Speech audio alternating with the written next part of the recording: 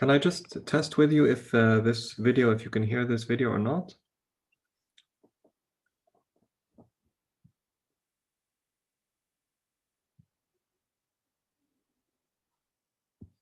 Hello? No, we Yes. cannot hear it. Just a moment. Okay.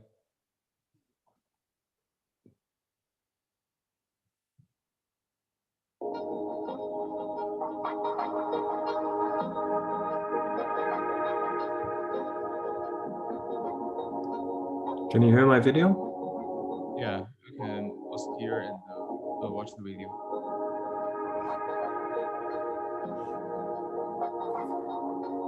And can you see it as well? Yeah.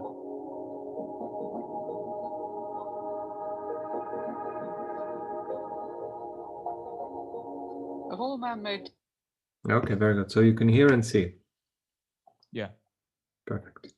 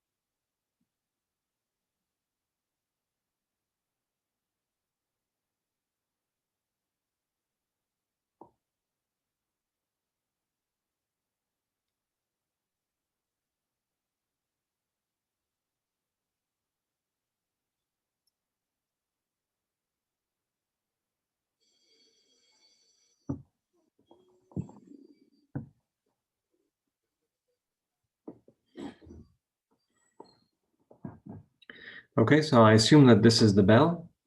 I think I've just heard the bell, so I assume that this is the bell, correct? Yeah, the class has begun. Okay, very good. So good evening, everyone. Thank you very much for taking part today. The aim of today's lecture is to go over MOSFETs. So MOSFETs, these are metal oxide semiconductor field effect transistors, metal oxide semiconductor field effect transistors. And the vast majority of the transistors that you see in integrated circuits, they are based on MOSFETs. And this is thanks to a great deal to the scientist that you see in front of you over there in this slide. So Andrew Grove, he played a key role in the development of microprocessor technology at Intel. And so through his leadership, through his research efforts, we have what is known today as these MOSFETs. And there's some interesting background information if you like. If you click on this link over here, you'll find some interesting details regarding MOSFETs. So before we go into MOSFETs, and I want to show you a video also, just brief background into, first of all, what happens when you have a metal that is in contact with a semiconductor. So first, let us see what happens when we have two metal plates that are separated by an air gap. Now, as you know, so this is the capacitance. So as you know, when you have these two metal plates that are separated from one another by this gap, and you apply a voltage between these two metal plates, what happens is that you have this buildup of a charge on either side of the metal plates, right? So you have this buildup of charge on either side of these metal plates. So you have positive charges on this side of the plate and negative charge on this side of the plate. And you have an electric field that develops between these two metal plates. And the magnitude of this electric field is given by the voltage over, so it's the ratio of the voltage to the distance between the two metal plates, L, right? And in these metal-air-metal capacitor types of configurations, all the charges, they reside on the surface. Okay, so here, all the charges, they are on the surface of the plates, and the electric field does not penetrate into the metal. So the electric field does not penetrate into the metal. Now notice what happens when we replace one of these metal plates with a semiconductor material. But let's take a look at some numbers. So if we assume that the area of these metal plates is 1 centimeter squared, the distance between the metal plates, the thickness of the metal plates is 1 micron. The voltage that is applied is 2 volts. The capacitance as a result is 8.85 nanofarads. So the amount of charge on either sides of the plates is 1.7 times 10 to the 8, 10 times 10 to the minus 8 coulombs. So this corresponds to around 1.9 times 10 to the 15 atoms per centimeter squared on the surface. Okay, so what does this mean? It means that this number of atoms on the positive metal plate is the same as the number on the negative plate. Okay, so we have an equal number of atoms on either sides of these metal plates. Now, as I mentioned, now what happens if we replace this metal plate, the bottom metal plate, with a semiconductor? And in particular, we use a p-type semiconductor, which has a concentration of Na 10 to the 15 atoms per centimeter to the minus 3. So as you know, there is this relationship between the concentration on the surface and the volume concentration. So this is given by this expression or this equation. So the number of acceptor atoms on the surface is 1 times 10 to the 10 per centimeter square. Now, as I discussed with you, over here, we required 1.9 times 10 to the 15 atoms per centimeter square. This is the number on this side, which must equal the number on this side of the metal plate. So the number here must equal the number here. But now that we've replaced the bottom plate with a semiconductor, we still have this number at the very top. But because we have a semiconductor, the number of acceptor atoms can only be 1 times 10 to the 10 per centimeter squared. So as a result, there is an insufficient number of negative acceptor atoms at the surface. So what do? This means that we must expose negative acceptors in the bulk. So we must go further deeply into the bulk of the semiconductor. So that's why the electric field penetrates into the semiconductor.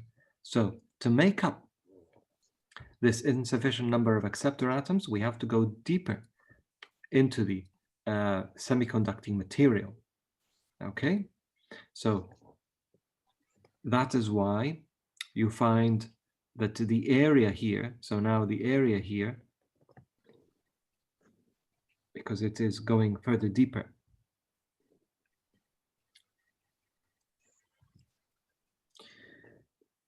now notice what happens when we increase now the voltage. As a result of increasing the voltage, what we have done is now we have this region which has negative charges, but remember that this is a p-type material, so it has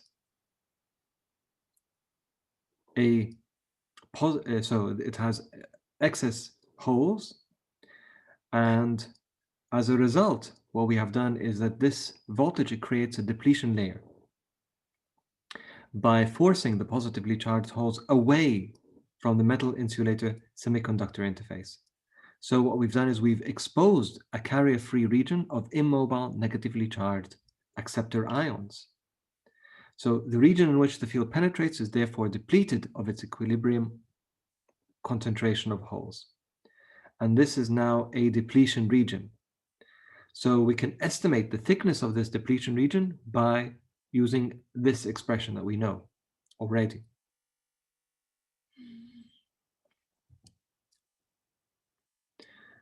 Now, further increasing this voltage beyond a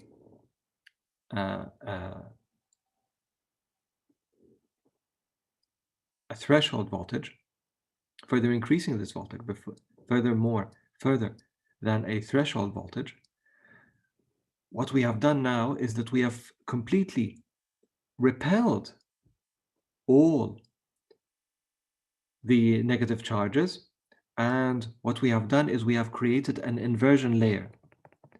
So this layer, which was initially corresponding to a p-type material, we have now repelled the holes. We have completely repelled the holes. This layer now becomes only containing fixed immobile negative charges. And because we have now here a region of holes, because of this, we have created a depletion region, and this depletion region is now completely void of any fixed, of any mobile holes. And this, in fact, how our MOSFET works to a great deal. So I would like now to just very quickly look at the video. So I'm going to stop sharing this screen so that we very quickly look at this video together to see how MOSFETs work.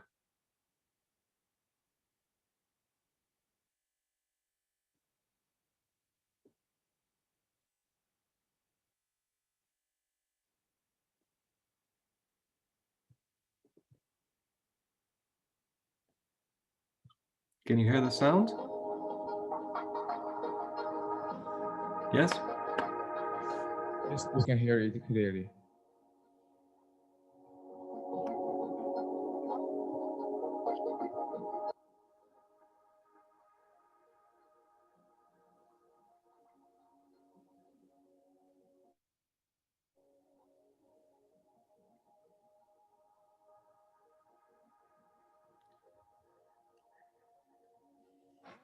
Devices, we can say that the metal oxide semiconductor field effect transistor, known as the MOSFET, is the one most frequently used in our lives today.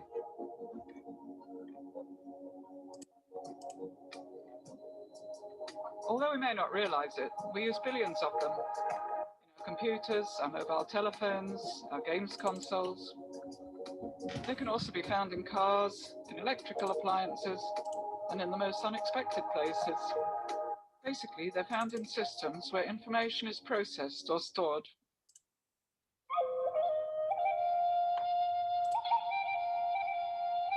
Ancient peoples already used communication systems where a small set of different and well-defined symbols or states were combined.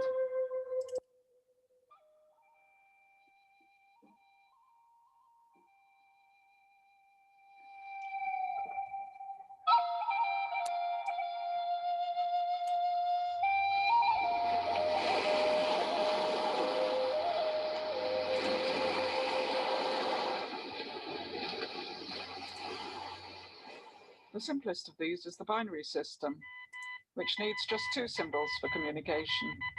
Each state is described with a 1 or a 0, according to what has been agreed by the communicators beforehand.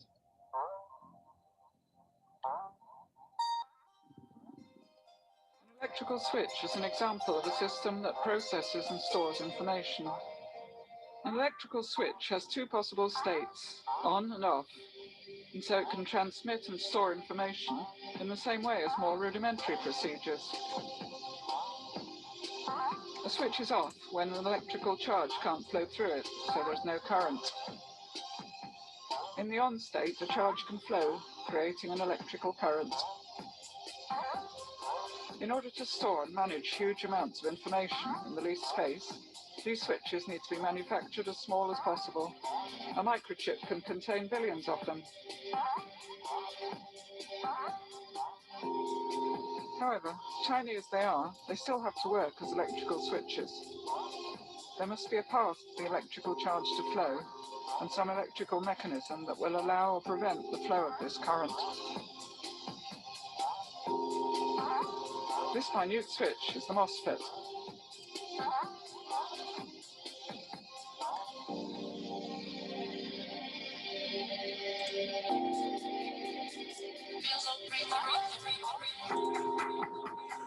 The MOSFET controls the electrical current flowing between one contact, known as the source, and another known as the drain, by applying electrical voltage at a third terminal known as the gate.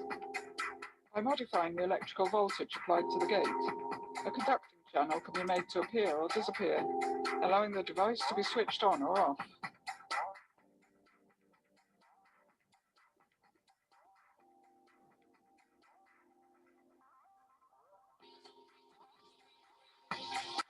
The MOSFET is manufactured in a silicon substrate, one of the most prolific materials in the Earth's crust. The advantages of using a semiconductor material are the following. Firstly, we can change its conduction capabilities by the controlled addition of impurity atoms. Secondly, it can have charged particles of different electrical signs, according to the type of impurity added. These particles are called electrons and holes. Electrons having a negative electrical charge, and holes having a positive charge. The final advantage is that in the same small piece of semiconductor, we can create regions with different types of impurity. If we manufacture a structure with regions alternating the two types of impurity, we can isolate the charges of one sign from charges of the opposite sign. Barriers between the regions appear, preventing the charge from flowing from one region to the other. In this situation, there is no electrical current. A similar phenomenon takes place when we want to move a liquid between two containers. Even if the containers were placed at different heights, the barrier would prevent the liquid from flowing between them. In order to have a flow between the containers, the barrier must be lowered. That's the role of the gate contact in the MOSFET, to lower the barrier. The gate contact is made by using a highly conductive material separated from the semiconductor by an insulator.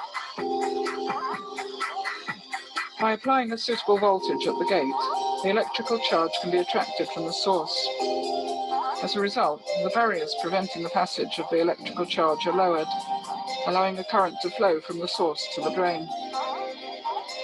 Under these conditions, the device behaves like a switch in its on state. If the voltage is not high enough to lower the barrier, there's no current, and the device behaves like a switch in its off state.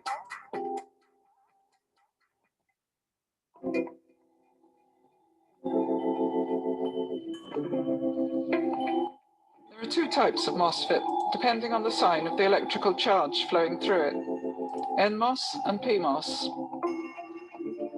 In the first, the electrical current consists of electrons. In the second, it consists of holes. CMOS technology uses both types of MOSFET. The basic cell in this technology behaves like a pair of switches acting in complementary fashion.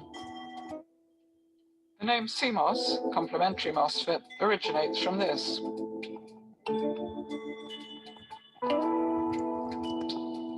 Today's processors are manufactured by combining billions of similar structures.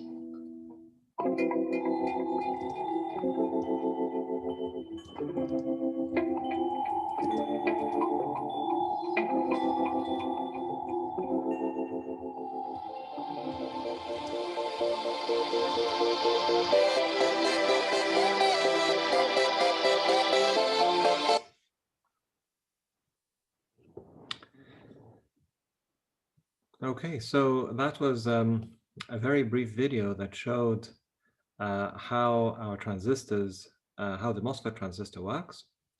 So just to recap over some of the main points again.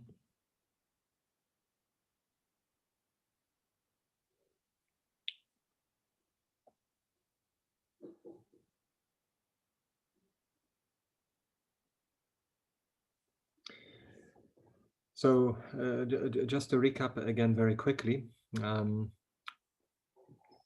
So as we said, we have these two metal plates that are separated by an insulating medium. So in this case, this is air. In the case of having two metals, then there must be an equal amount of charge on either side of these metal plates.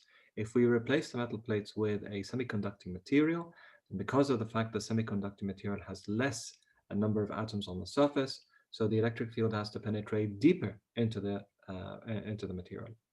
And as a result of penetrating deeper, so we have exposed negative acceptors in the bulk. Now, by exposing these negative acceptors in the bulk, so now we have this region over here.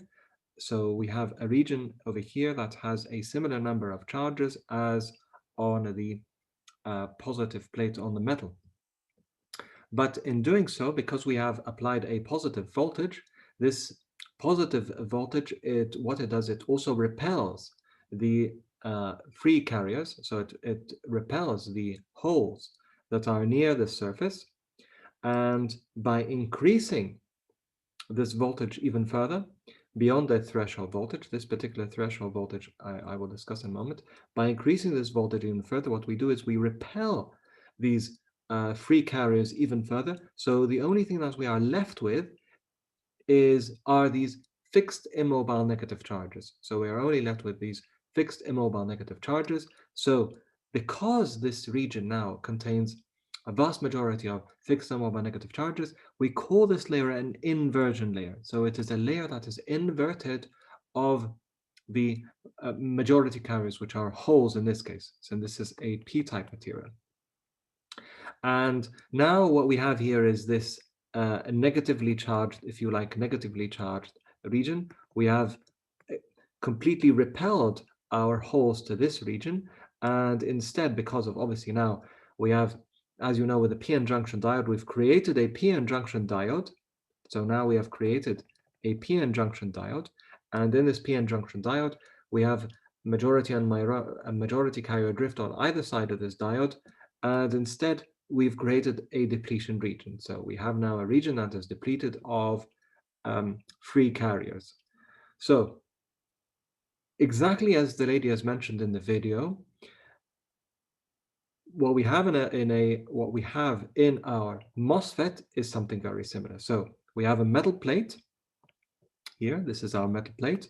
This is separated from a semiconductor by an insulating layer, and we use as an insulating layer silicon dioxide, right? Now, what we try to do, as the lady has mentioned in the video, is we try to lower the barrier that exists between the source and the drain. So as you have seen in that video where there were two water levels and there was a barrier in the middle, by applying a gate voltage, what we want to do is we want to suppress this barrier so that we allow water to flow, or in this case, electrons. So we allow electrons to flow between the source and the drain. And this is the basic concept of a MOSFET. So we have these three terminals, the source, the gate, and the drain, right? So we have a p-type substrate, and we have two n+ sides in this substrate. These are our wells, right? N-type wells inside this p-type substrate. Now, under equilibrium conditions, what happens is, because we have an n-type material and a p-type material, we have created this depletion region, right? So we have this completely depletion region. But as a result of applying a gate voltage, what we want to do is we want to create a channel. We want to create a channel over here to allow the electrons to flow between the source and the drain. And we shall see in a moment how this is done. So first, let's consider the schematic diagram of an enhancement MOSFET. Please study this well. There might be a question in the exam where you are asked to describe the principle of operation of a MOSFET. So here is your schematic diagram. So as you can see, the MOSFET is a 4-terminal device. So source, gate, drain, and bulk or body. Okay, 4-terminal device. This is the circuit representation of our MOSFET. So in this case, this is an N-channel MOSFET. This is an N-channel MOSFET. Why is it called an N-channel MOSFET? Why is it called an N-channel MOSFET?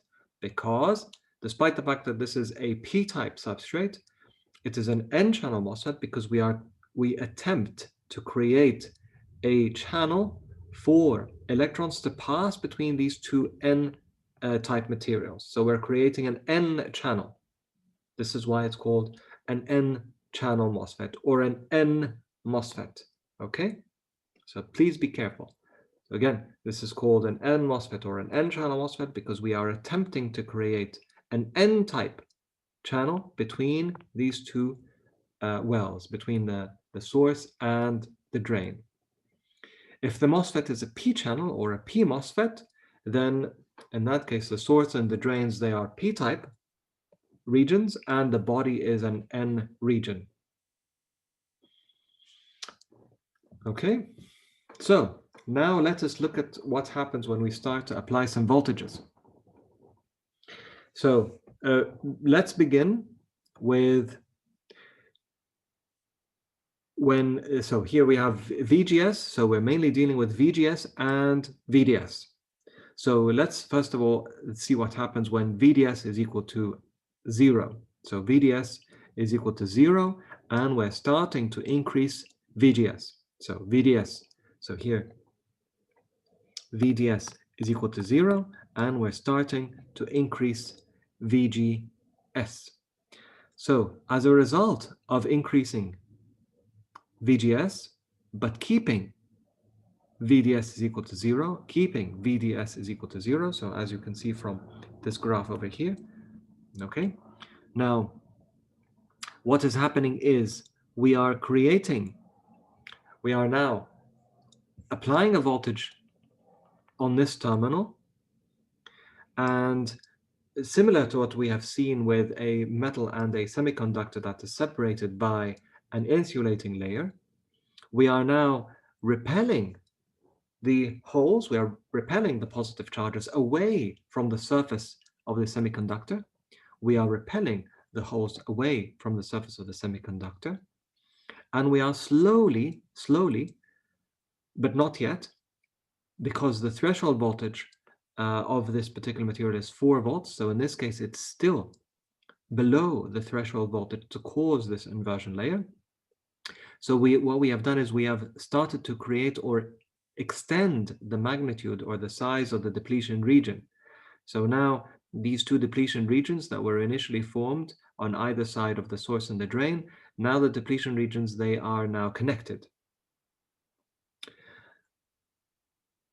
Further extending or further increasing this VGS voltage to the threshold voltage is going to create a channel. Is going to create a channel between the source and the drain. Further increasing this voltage is going to create a channel. However, even if we do create a channel, because VDS is equal to 0, then there is no current. There is no current that is flowing between the drain and the source. Okay, so even if we increase VGS beyond the threshold voltage, and despite creating this channel, we still won't be able to get any current to flow between the drain and the source because VDS is equal to 0.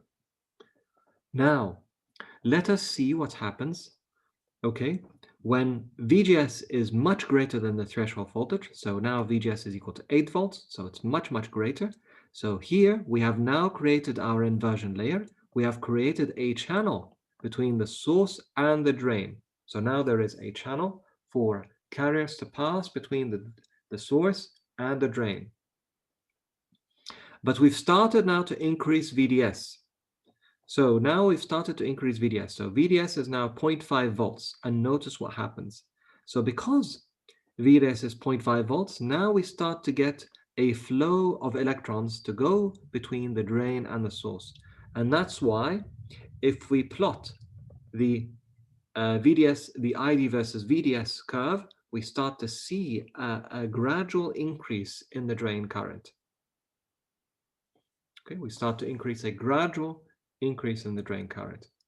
And I suppose now you can imagine what happens as we increase this VDS even further. Now, increasing this VDS even further, okay, doesn't this remind you of what happens with the JFET?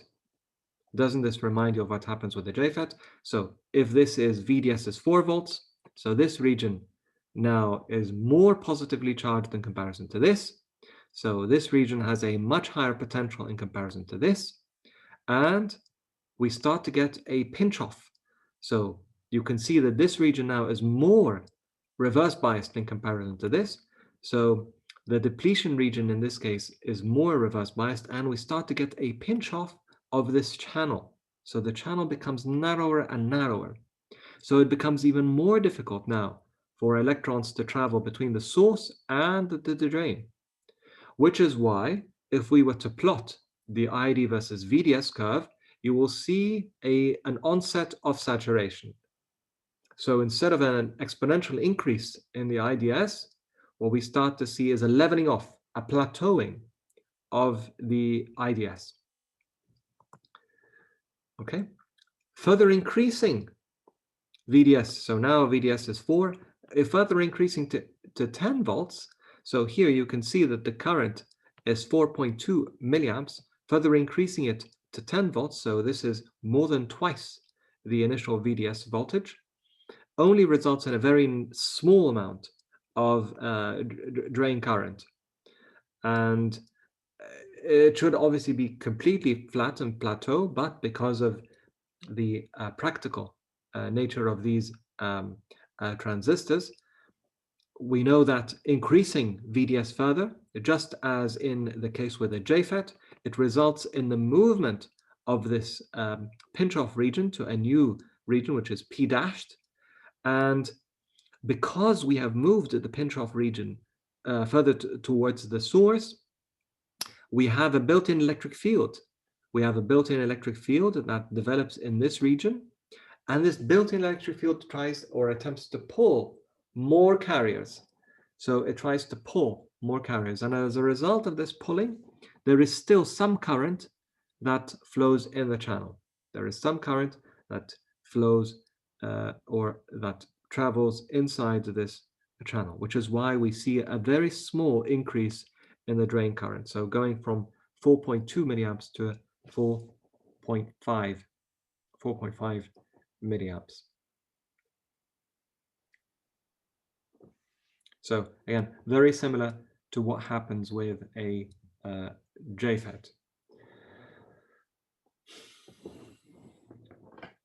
Any questions so far?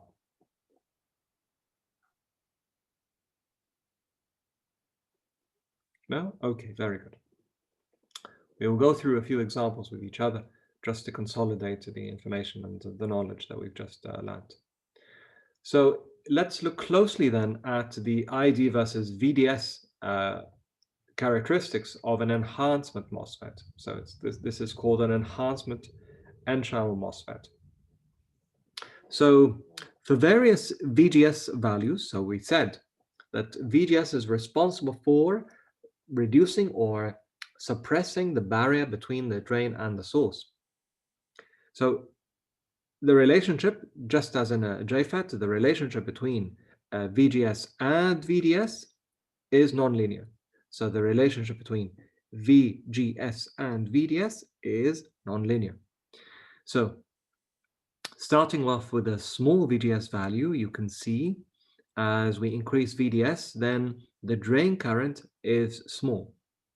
Further increasing VGS results in an increase in the drain current. Further increasing VDS also results in this nonlinear behavior that takes place here, and this is, as you know, due to the movement of the pinch-off region. So in an enhancement MOSFET, this is known as the saturation region. So this is the saturation region, and we tend to operate our MOSFETs in this region. Okay, so if we were to plot the IDS versus VGS curve, this is what it would look like.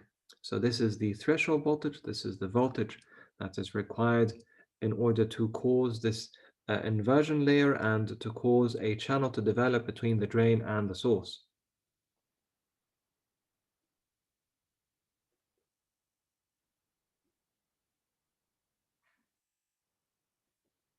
So, provided that our VDS is greater than VDS sat, the saturation voltage, then the drain current, the drain to source current, is entirely dependent on VGS.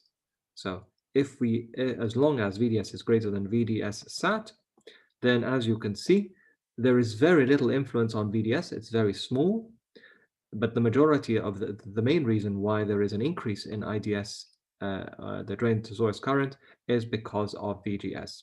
Okay, so this is obviously a voltage controlled transistor.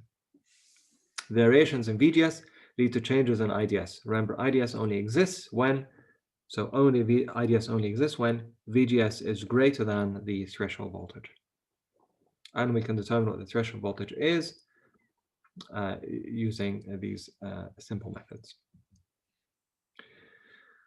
So similar to a JFET, we have also a K value. So in an enhancement N-channel MOSFET, this K constant or K value is determined by the mobility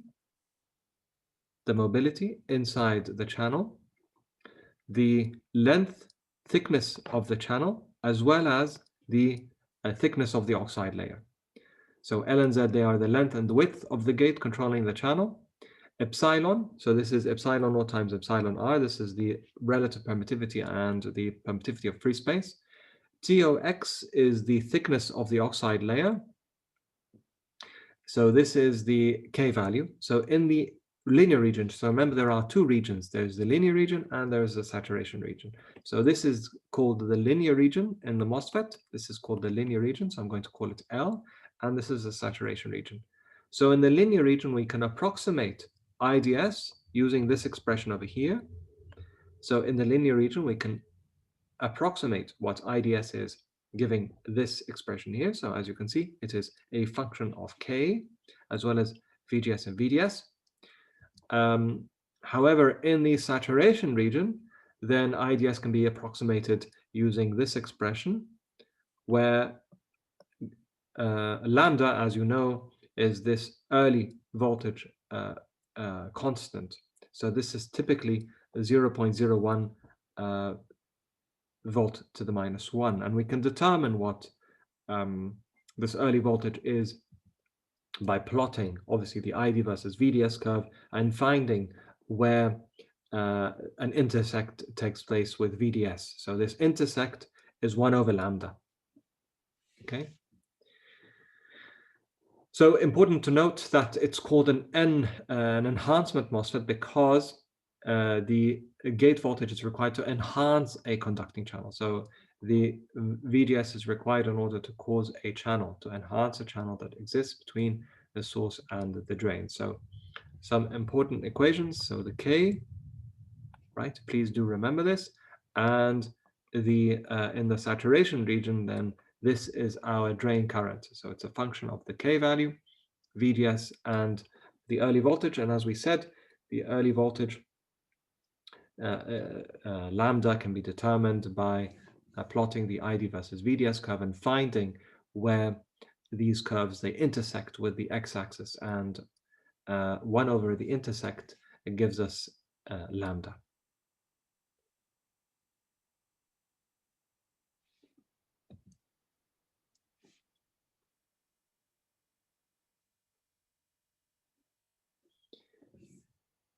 In addition,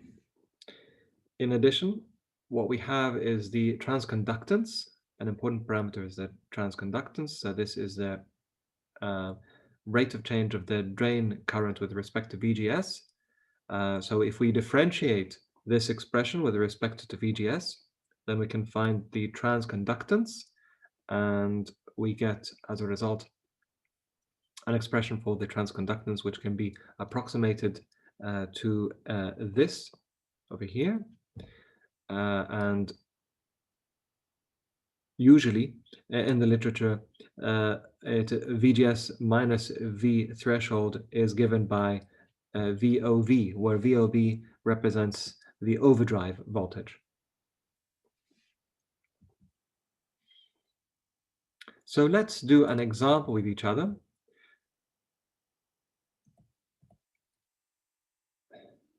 I recommend if we do example number 2 with each other first. This will take us a bit of time. So, and if we have more time, then we can go over example number 1. So let's do example number 2, where a MOSFET is used for amplification. So here, very similar to what we did with the JFET, we want to do the same with a MOSFET. So in this case, consider an N-channel silicon enhancement MOSFET. It has a gate width of 150 microns, a channel length of 10 microns, an oxide thickness of 500 angstroms. The channel has an electron mobility of 700 centimeters squared per volt per second, and a threshold voltage of 2 volts. So calculate the drain current when VGS is 5 volts and VDS is 5 volts, and assuming that lambda is 0.01. So what is the drain current given these parameters? So please, let's give it some thought for a few minutes, and then we will come back after the break to see how you have done.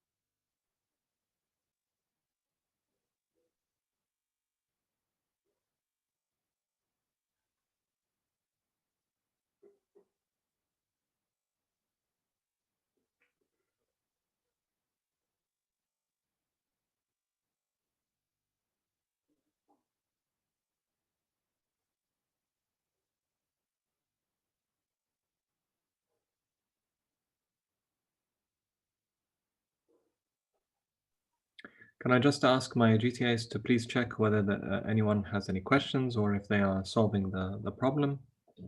Okay. Okay.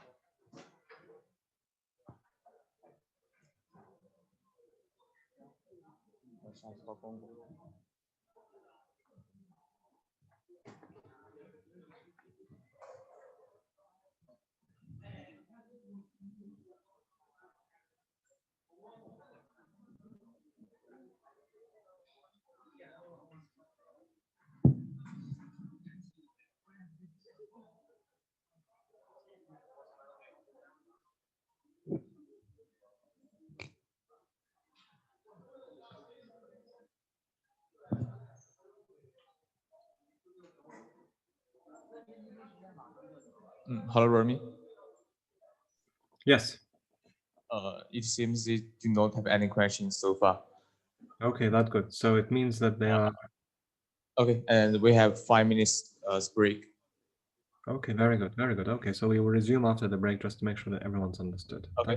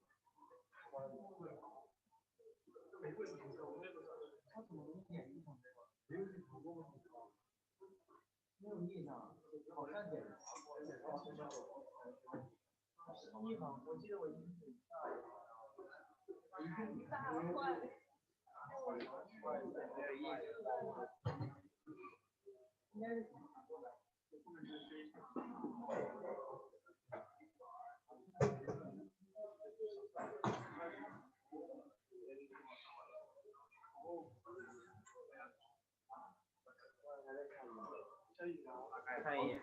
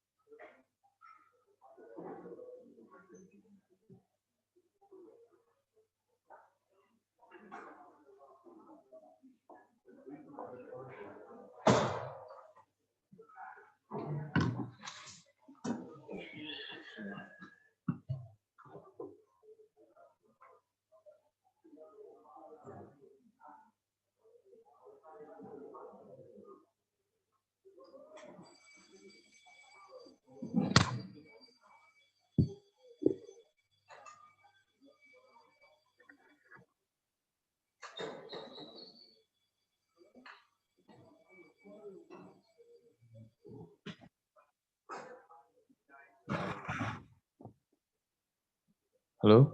Yes, Hello, hello. Remy. Hi. The second class has begun. Brilliant. Okay, thank you very much. So could I just ask how students are doing? So have they completed part A or do they need help? 他说他同学没做完，他在 A 的。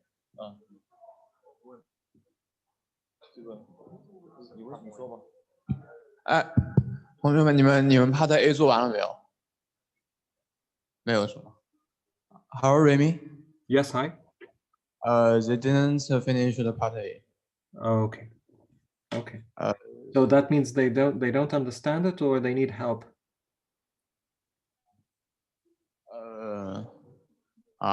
是你们是打算他直接讲，还是说你们做？直接讲是吗？Remy, they want you to just go on. Okay. So I'll go through it, and then in that case, if we can't complete part A, then I'll go to example number 1 as well. So let us do part A with each other first, and then we'll continue with example number 1. Okay, so I'm going to switch off the video because I have to write on the screen. Okay.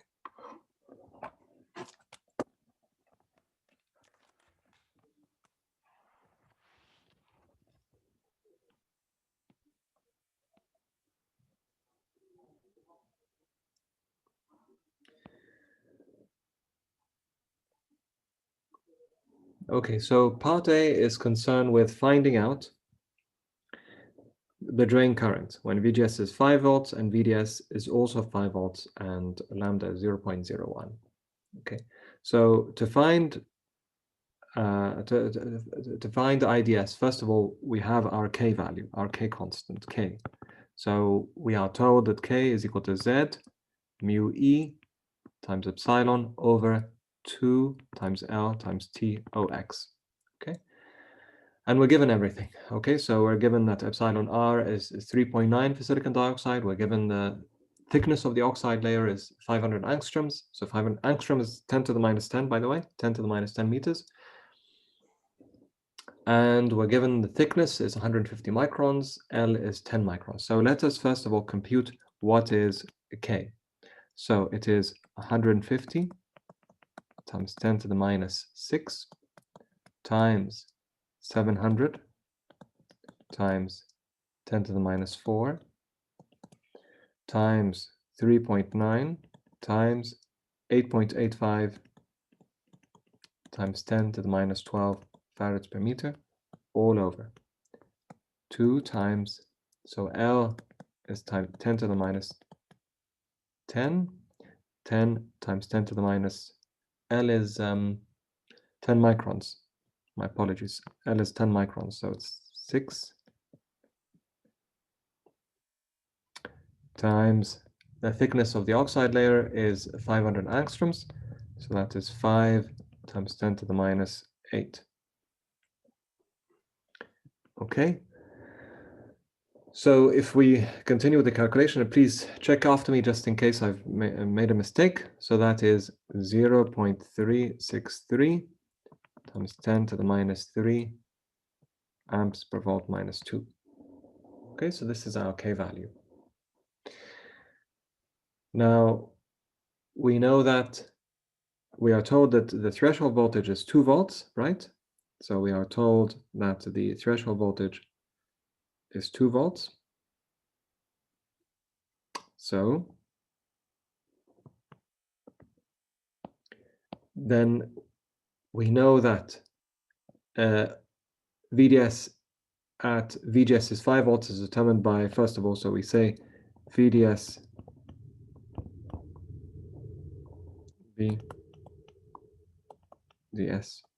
sat equals VGS minus V threshold. So this is 5 minus 2. So this is 3 volts.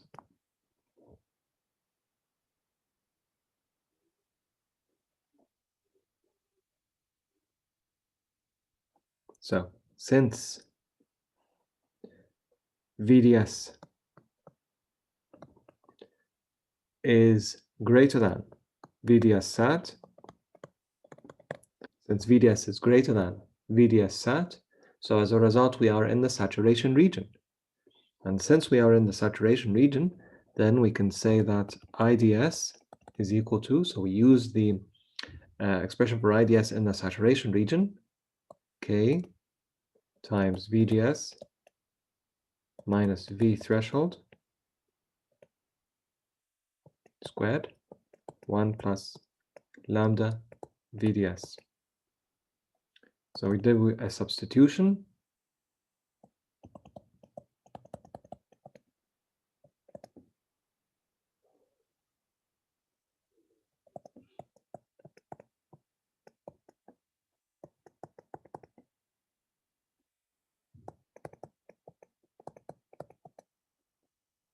So IDS is equal to approximately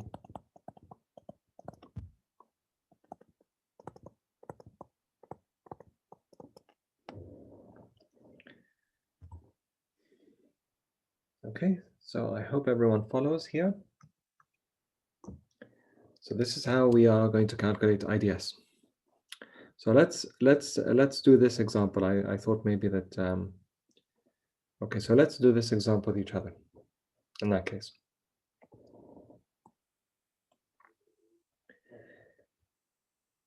So we have again an enhancement MOSFET, and in this case, the width of the gate is 50 microns, the length is 10 microns, the silicon dioxide thickness is 450 angstroms. Relative permittivity of silicon dioxide is 3.9. The p-type bulk is doped with 10 to the 16 acceptors. Threshold voltage is 4 volts. Estimate the drain current when VGS is 8 volts and VDS is 20 volts, given that lambda is 0.01. Due to strong scattering, so we're told that due to strong scattering of the electrons near the crystal surface, assume that the electron drift mobility, mu e, in the channel is half the drift mobility in the bulk. So be careful here that we're told that the electron mobility in the channel is half the drift mobility in the bulk. So what is the drain current given these parameters, please? Let's just think a little bit. So first thing we want to know is whether we are operating in the linear region or in the saturation region. And having known that, then we can determine what is K, and then we can determine what is IDS. So please, let's have a few minutes just to think about this one.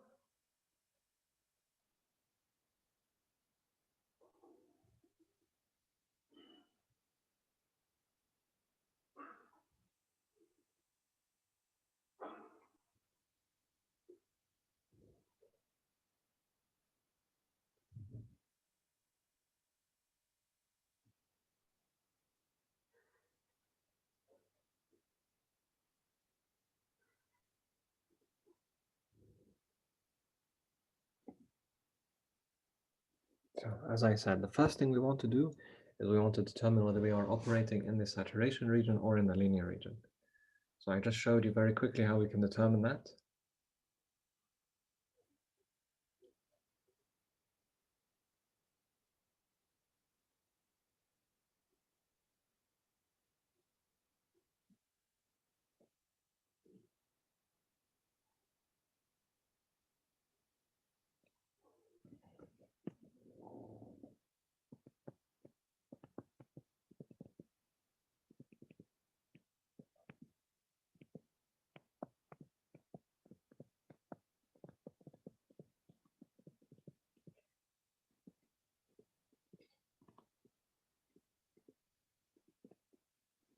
So determine whether we are in the linear or in the saturation region. So how are we going to determine this?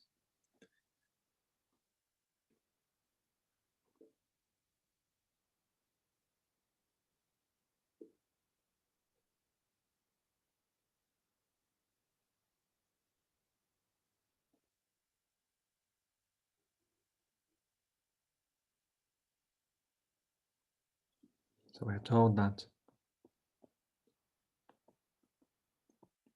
VGS is 8 volts, VDS is 20 volts, and VT is 4 volts. So how do we know whether we are in the linear or in the saturation region?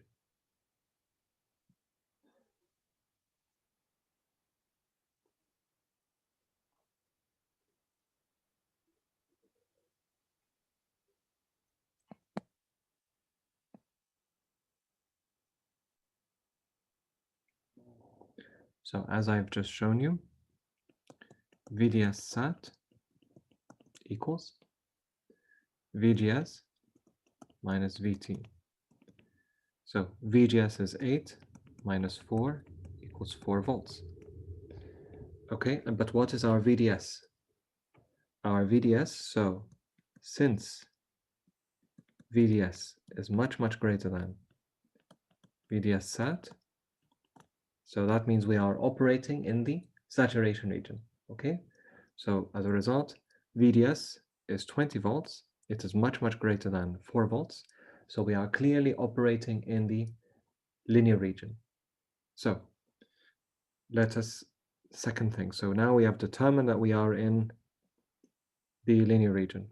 Second thing,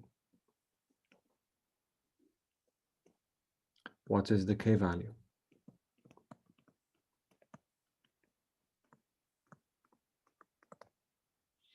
So we know that K equals Z mu E, and obviously this mu is going to depend. So now it's mu E because we are dealing with an N-MOS transistor.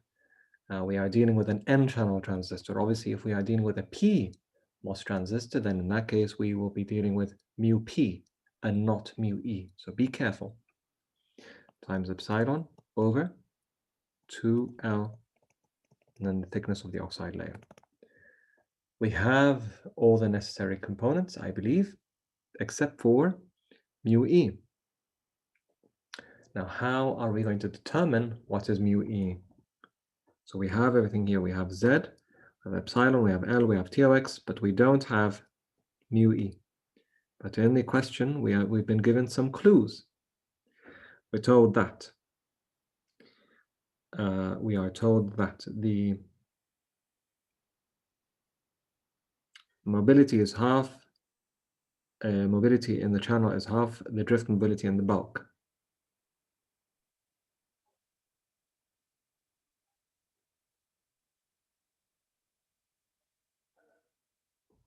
We are also told that the p-type material is doped with 10 to the 16 acceptors.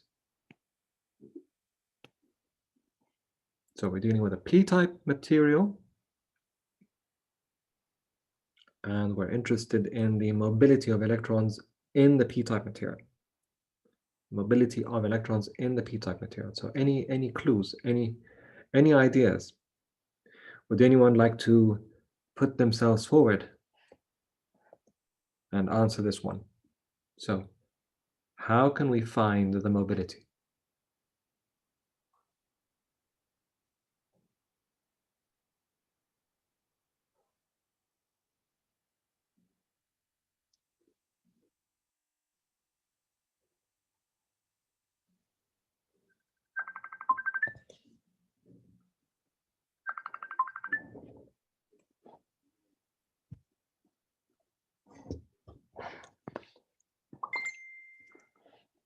How can we find the mobility?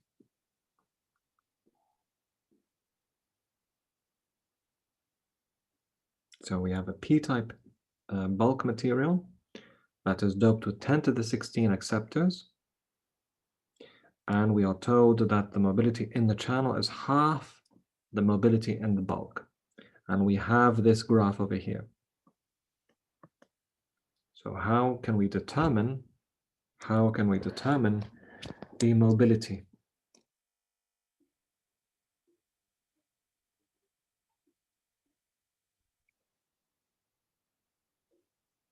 Okay, so using this data, so we are told that Na is 10 to the 16 acceptors per centimeter cubed, right? So we look over here at this graph. Remember, we are dealing with the mobility of electrons, So we're interested in the red curve, not the blue curve. And we look here at 10 to the 16, and we start to extrapolate. So 10 to the 16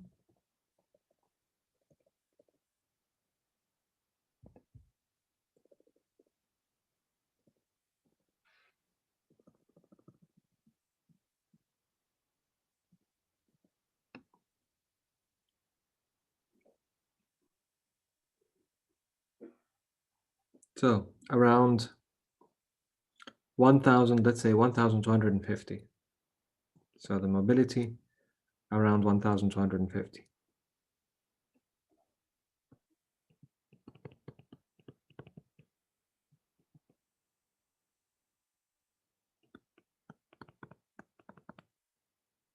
Okay. So this is the mobility in the bulk. So this is the mobility in the bulk. But we are told that we want the mobility in the channel. So we want the mobility in the channel, and we're told that the mobility in the channel is half the mobility in the bulk. So mobility bulk equals 1250 centimeters squared per volt per second. But the mobility in the channel equals half mobility bulk. So therefore, mobility in the channel equals 600 and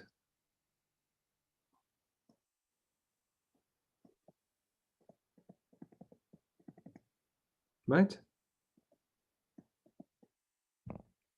Approximately.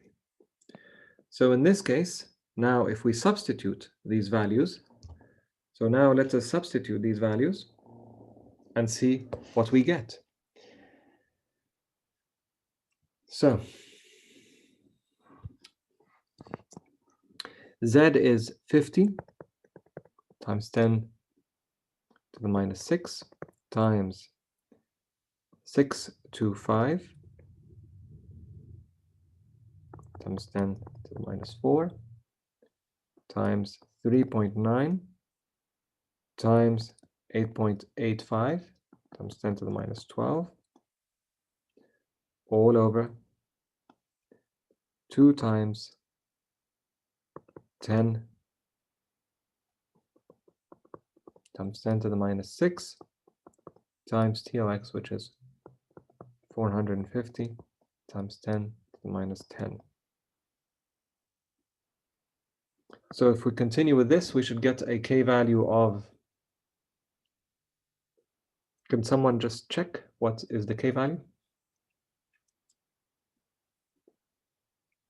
Can somebody just check what is the K value in this case?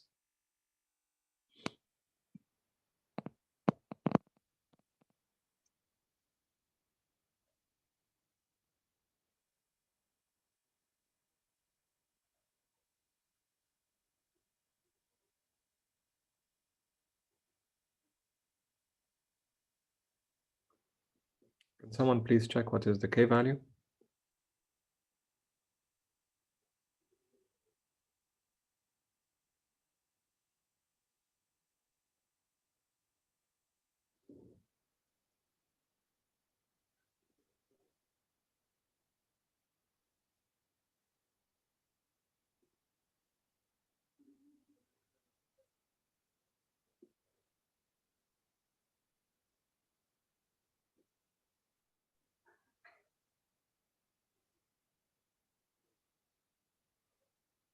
So I think it should be something around 0.1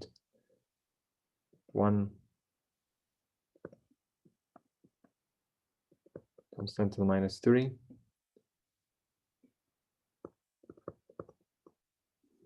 Can someone just double check, please? Something around this value, 0.1, 0.12.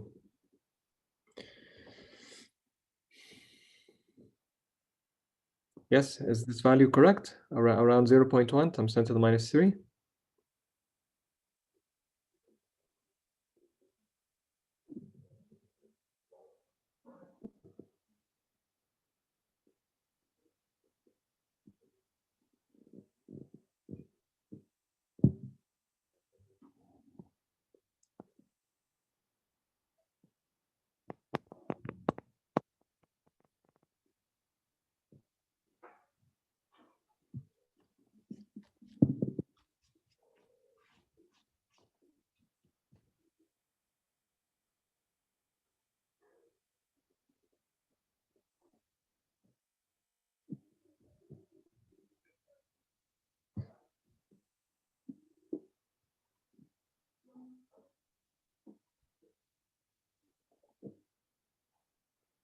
So I'm going to assume that it's correct, since I haven't got any feedback from you.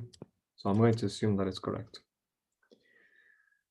So the next step is, now let us now determine what is the IDS current. So in this case, we have already determined that we are operating in the saturation region. So the equation in that case is simple. So IDS equals K times VGS minus V threshold squared, 1 plus lambda VDS. We know what lambda is, so we're told that lambda is equal to 0.01. We have just calculated what K is, so that's 0.1 times 10 to the minus 3. So VGS minus VT, so that is 8 minus 4 squared, 1 plus 0.01 times VDS, and VDS is 20. So this should give us a value of around 0.002, I believe, amps around. Yes, yeah, so I think it's 0.02, so that is 2 milliamps. 2 milliamps. Okay, is this correct? Do you follow? Everyone follow? My GTAs, can you just check whether everyone follows?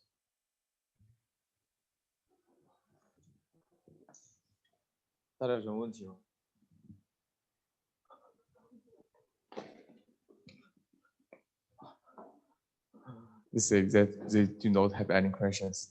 Okay, very good. Okay, very good. So,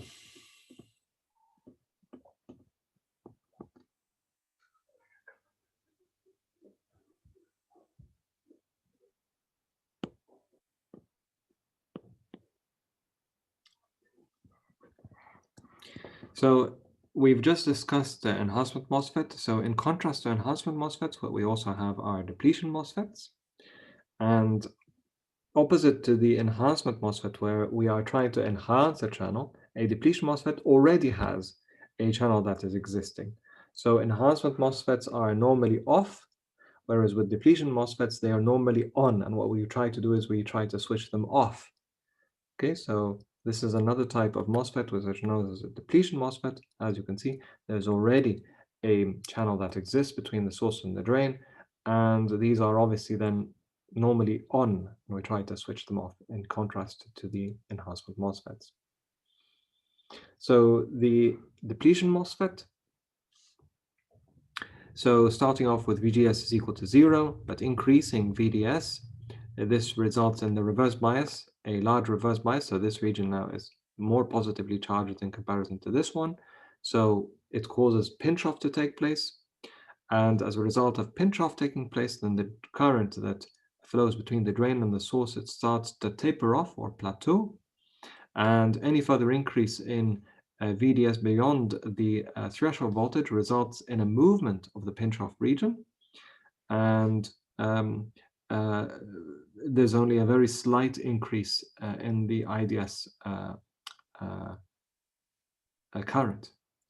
Now here, by increasing VGS, so first of all, we assume that VGS is equal to 0, but by increasing VGS, similar to the JFET. So VGS now is a negative voltage in contrast to a positive voltage. So here, by increasing VGS, what we are doing is we are reducing the maximum amount of drain current that can flow, just like in a JFET. So in a JFET, increasing VGS, what it does is it reduces the magnitude of the channel that exists between the source and the drain. It reduces the magnitude of the channel that exists. So it's already very narrow, starting off at a small VGS value, starting off at a VGS value, a high, and then by increasing VDS, what we are doing is we are gradually increasing the drain current, but the maximum drain current in that case, as a result of this VGS voltage, is lower. Okay, so the maximum drain current is, as a result, lower. So you can see here the contrast and the comparison between an enhancement and a depletion MOSFET. So I think I will stop here and we can continue from next lecture. So I will stop here.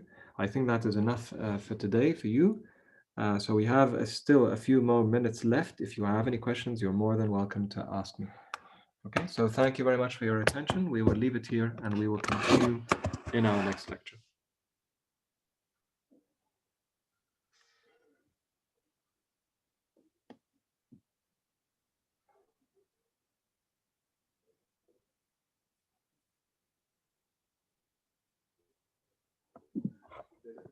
Hello. Yes, hi. Renmin, do you mean the lecture is over? So it's time for students to ask questions? Yes, I have left a couple of minutes now, just in case students have any questions to ask. So I'm here, I'm available in case any students have any questions. Okay.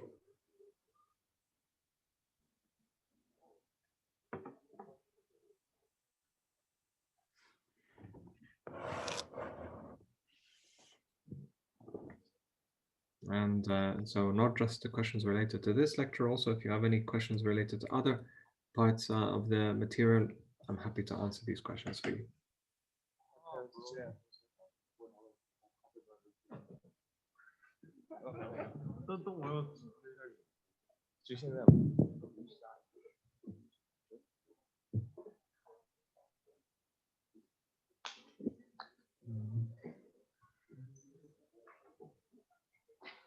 Hello, Ramo. Can you hear me?